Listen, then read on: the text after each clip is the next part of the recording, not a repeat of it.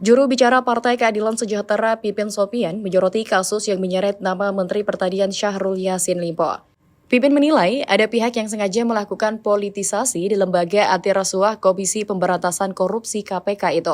Pasalnya terlihat jelas adanya politik tebang pilih dalam penanganan Syahrul Yassin Limpo. Hal ini juga terlihat saat penetapan Menteri Komunikasi dan Informatika Menkominfo Johnny G. Plate sebagai tersangka korupsi dalam kasus pengadaan menara BTS 4G Kominfo. Dikatakan Pipin, persepsi publik yang terbentuk dengan proses hukum yang dialami oleh mitra kami dari Partai Nasdem. Sebelumnya Pak Johnny G. Plate dari hari ini misalnya yang disasar adanya Pak Yassin Limpo. Tentu ini menunjukkan bahwa ada politik tebang pilih yang dilakukan oleh pihak tertentu terutama rezim.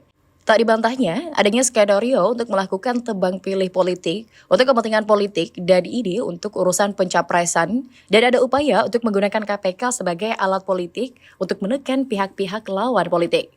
Sebagaimana diketahui, Koalisi Perubahan untuk Persatuan dianggotai Partai Nasdem, PKS, dan Partai Kebangkitan Bangsa PKB. Pipin menilai ada ketidakadilan di dalam penuntasan kasus korupsi di Indonesia. Tegas Pipin menanggapi apa yang dirasakan publik, terlihat bahwa kenapa hanya kasus yang dialami oleh lawan politik atau berada di luar pemerintahan.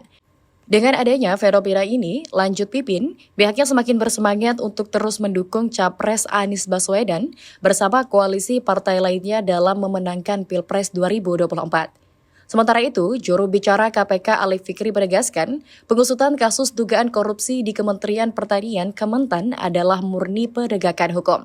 Ali menegaskan kepada masyarakat bahwa menjelang tahun politik 2024, semua yang dikerjakan KPK pasti akan selalu dikaitkan dengan proses politik yang sedang berjalan. Ali mengatakan, KPK akan bertanggung jawab terkait dengan seluruh proses penyidikan yang dilakukan. Dijelaskan Ali, pengusutan kasus dugaan korupsi ini sudah dilakukan jauh-jauh hari sebelum ramai kontestasi politik. Adapun mengenai penyelidikan oleh KPK di lingkungan Kementan ini telah dimulai awal tahun 2023. Namun pada Kamis 28 September 2023, KPK baru menggeledah rumah dinas Syahrul Yassin Limpo di Widya Chandra, Jakarta Selatan.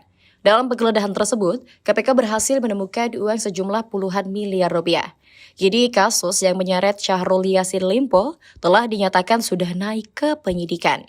Download Tribun X sekarang, menghadirkan lokal menjadi Indonesia.